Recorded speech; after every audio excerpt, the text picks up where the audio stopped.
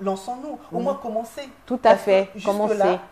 La différence entre hier et aujourd'hui, c'est que ça germait dans ma tête, mais je n'ai jamais osé faire le pas. Voilà. Tout à fait. Aucune démarche. Je suis sur le site internet, je regarde, je rêve de ce logement, mais je n'ai jamais entrepris, voilà, tout à fait. D'aller pousser la porte d'un organisme, voilà. Aucune démarche. Donc, effectivement, ça, c'est la différence entre hier et aujourd'hui. Donc, dès demain, effectivement, j'entame les démarches. Ah ben vraiment, on va vraiment te féliciter, Pichou, t'encourager énormément. Et vraiment, dans ce cas de procrastination, c'est un très très bon exemple.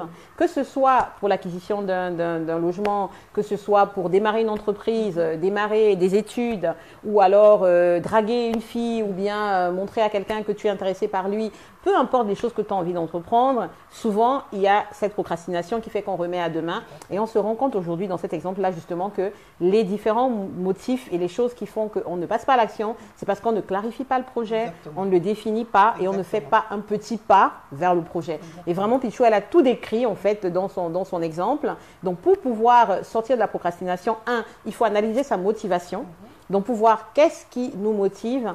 Qu'est-ce qui nous fait en voir, quel est le bénéfice de cette situation, le bénéfice final de ce qu'on est en train de faire. Parce que quand on ne prend pas le temps de visualiser, et ce que j'aimerais te conseiller également, Pichou, de le faire, c'est quand tu es chez toi, de te mettre, de prendre un temps et de visualiser, dans cet appartement, de visualiser comment tu es dedans, comment tu es en train de signer le contrat, la promesse de vente, visualiser et de te sentir déjà à l'intérieur pour pouvoir trouver l'énergie nécessaire à réaliser ce projet. Parce que c'est un merveilleux projet que tu as et tu as bien dit que c'est pour tes enfants, c'est important, donc nous ne voulons pas que ça reste à l'étape de projet. La deuxième chose, c'est qu'on a commencé au cours de cette émission à voir les premières étapes. J'aimerais que justement tu ailles jusqu'à la visualisation de toutes les autres étapes. C'est-à-dire, il te faudra voir la banque, il te faudra voir ta banque privée, il te faudra faire des simulations de crédit, il te faudra faire des visites d'appartements, il te faudra analyser les coins et d'autres conseils pour pouvoir acquérir. Il faudra justement que tu ailles dans une zone qui est dynamique parce que quand tu acquiers un bien,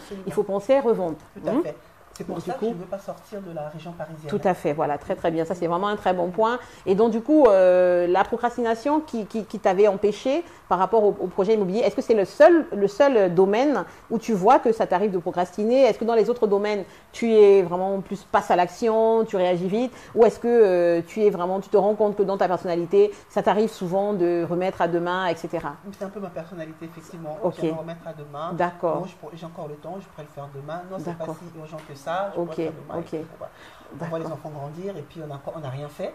Et il est temps de se réveiller. Quoi. Tout à fait. Et donc justement, je voudrais encore également t'encourager parce que quand tu as quelque chose, quand tu as un projet, quand tu as vraiment un rêve, une vision, quelque chose que tu aimerais réaliser, c'est vraiment important, comme on l'a dit, de découper en petites étapes d'objectifs, des objectifs que tu te fixes à court terme et tu te dis, ça je dois le faire, comme tu l'as dit pour demain, ça je dois le faire. Une fois que c'est fait, tu te remets un autre objectif, ça je dois le faire. Et tu te dis, voilà, pendant que tu visualises, tu te dis vraiment, au fur et à mesure que tu avances dans les événements, tu te rapproches de ton rêve.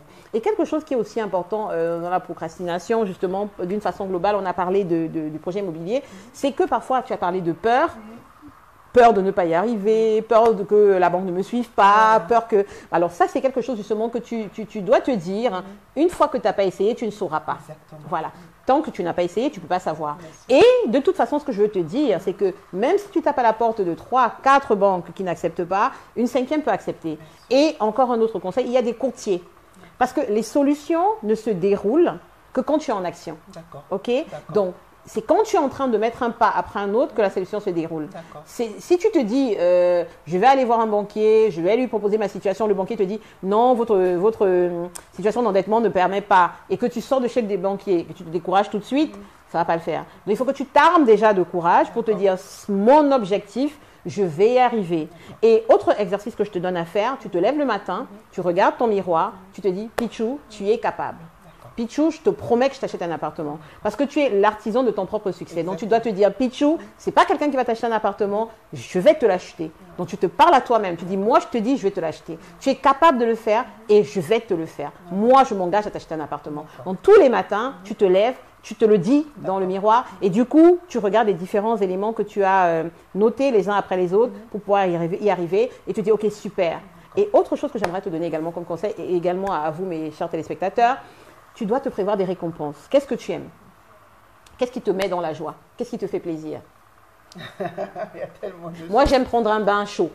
Moi, j'aime être dans la baignoire avec des boules, un bain chaud avec une coupe de champagne à la main. Ça, j'aime ça. Oui, la coupe de champagne. Oui, voilà, tu aimes bien la coupe de champagne? J'aime la bonne nourriture. La bonne nourriture, tu aimes manger. Oui. D'accord. Mais ça, c'est quelque chose que tu fais souvent. Oui. Donc, ça, c'est pas comme si c'est un cadeau. Mais après… quelle nourriture tu fais pas souvent? Quelle nourriture tu pourrais te faire comme cadeau? Qu'est-ce que tu pourrais te dire? Alors, Pichou, si tu arrives à aller voir le banquier, à voir ta situation Banque de France, à rencontrer un banquier, je t'offre ça. Je me fais ça comme plaisir. Parce que les différentes étapes que tu te fixes, il faudrait que tu te fasses des récompenses. Et que tu te dises, moi, je dois me récompenser par rapport à quelque chose que j'ai fait, que j'ai réalisé. D'accord? Parce que c'est toi. Tout le monde n'a pas le même tempérament. Donc, si tu as un tempérament, justement, où ça te nécessite de faire plus d'efforts, il est normal que tu aies une récompense. Donc, tu te dis, alors, si je réussis à rencontrer un banquier, je me donne telle récompense. Le jour où j'obtiens une promesse de financement, je me donne telle autre récompense. Le jour où je choisis mon appartement, je me donne une récompense. Et le jour où je signe ma promesse devant mon contrat, je me donne une récompense. Tu vois, on se met 4 récompenses. Alors, ça peut être quoi la première récompense que tu peux te mettre? Non, je pense que je change d'avis parce que la nourriture, c'est vrai que voilà. c'est un joli sac. Voilà, un joli sac. Ok. Pour chaque étape ou alors pour l'étape finale? Parce que tu as quatre cadeaux quand même. Pour l'étape finale. Pour l'étape finale, bon, ok. Mais il faut que tu te donnes quand même des autres cadeaux qui vont te motiver à gravir les trois autres étapes. Après, ça peut être un petit bijou. Un petit bijou, d'accord. Oui. Après, ça peut être un petit voyage, pas loin. Pas loin, d'accord, ok. Faut limiter les dépenses. Ça veut dire que tu dois déjà te préparer à pouvoir t'offrir cette chose. Voilà. Ça veut dire que pendant que tu es en train d'aller dans le chemin de ton action, comme demain, tu te mets une action, tu vas aller rencontrer la banque, tu vas aller rencontrer ta banque. Une fois que c'est fait, tu t'offres un petit cadeau, tu t'offres un petit bijou. Ok? Ça te permet d'aller à la deuxième étape. Parce que tu dois être rechargé en énergie positive pour pouvoir aller vers ton projet. En fait, tu construis toi-même ton voyage, tu construis toi-même ton parcours. Et une fois que tu seras arrivé à ce parcours-là, ça te permettra de faire la même chose pour les autres choses. Ok? Et au fur et à mesure, ça deviendra un rituel. Donc, chers téléspectateurs, nous avons vraiment eu Pichou avec nous et s'est engagé demain à aller rencontrer sa banque. Et je pense que vous également, vous avez peut-être un projet, vous avez peut-être une situation, vous n'arrivez pas à passer à l'action, vous n'arrivez pas à vous décider, ça reste à l'état de rêve, vous n'entrez pas dans le détail, vous ne disséquez pas, vous ne segmentez pas, vous ne vous donnez pas de deadline, parce qu'il est important de se donner des délais. Ça veut dire que là, on a vu avec Pichou, donc Pichou, il faudra que tu donnes des délais. C'est-à-dire que pour les quatre étapes qu'on a vues par rapport à ton projet immobilier, tu t'es dit demain, c'est rencontrer la banque, il faut plus tard que d'ici un mois, je fasse ci, d'ici 2 mois, je fasse ça, et d'ici 6 mois, par exemple, j'ai pu acquérir mon bien. Tu te mets des étapes et que tu les mets dans ton agenda pour te les mettre en alerte. Ok? Bon, c'est très, très important. Vraiment, je te remercie chaleureusement d'être venu. J'espère que tu as aimé assister à ce petit échange avec moi. Donc, vraiment, beaucoup de courage, Pichou. On reprendra de tes nouvelles. On espère pour pouvoir que tu puisses nous dire que tu as réussi ton projet immobilier. Tout à fait, tout à fait. Et donc, voilà, mes téléspectateurs, cette émission est à présent terminée. Nous espérons que vous avez passé un bon moment avec nous. Et puis, à très, très bientôt. C'était coach Laure Nathalie Wanjadjoum ici. Merci. Au revoir. Au revoir.